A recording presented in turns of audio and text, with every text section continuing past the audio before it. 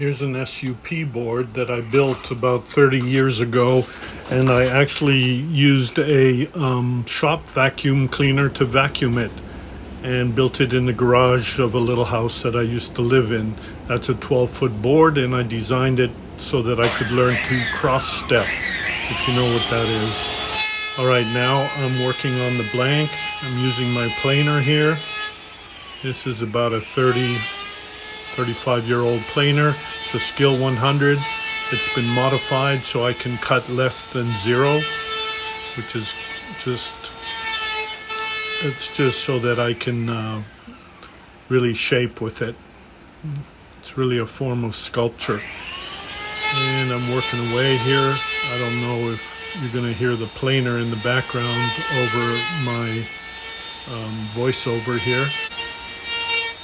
But I basically just skin these blanks. The foam is pretty soft. It's really easy to hand shape, and these are small blanks. I'm showing you my little planer. It's been modified to cut less than 0, as I mentioned, and the foot has been shortened.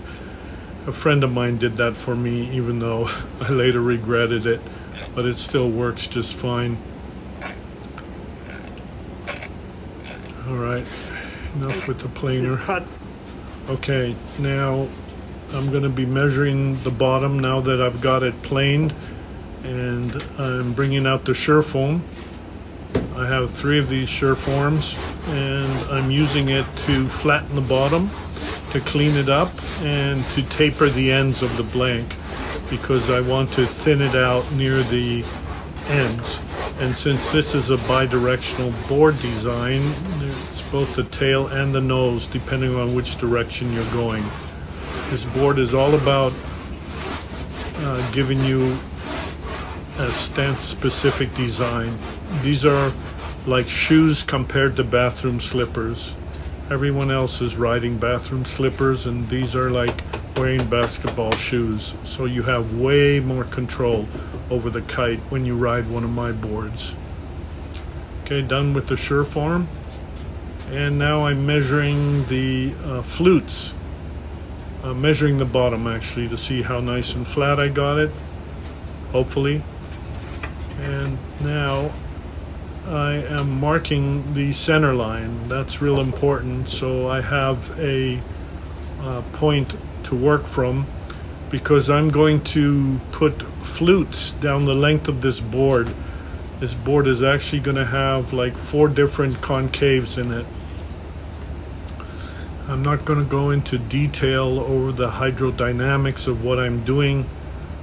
In fact, I used to know Ben Ipa, who was a shaper on Oahu, and he wouldn't let anyone even walk into his shaping room. It was such a closely guarded secret. I've found that if I explain my designs, other people will copy them and crank out boards that work better than anything they've ever produced before. Here I'm showing you the bottom, the lines I did, and I also use masking tape. Now I'm actually making the tool. My friend once told me I am what you call a, what was the word? So a friend of mine told me I was an artificer, and I thought at first it was an insult because it sounds like artificial, but an artificer is someone who makes their own tools while they're building. And what you see me doing here is I'm using a tool that I built out of a piece of foam and some sandpaper to, there I'm showing you the curve in the bottom of it, and this is to get some nice flutes down the length of the board. So these aren't traction flutes, but regular flutes. Now this board is done pretty much. I still need to put the traction flutes in the tail and the nose of the boards, or rather the ends of the boards.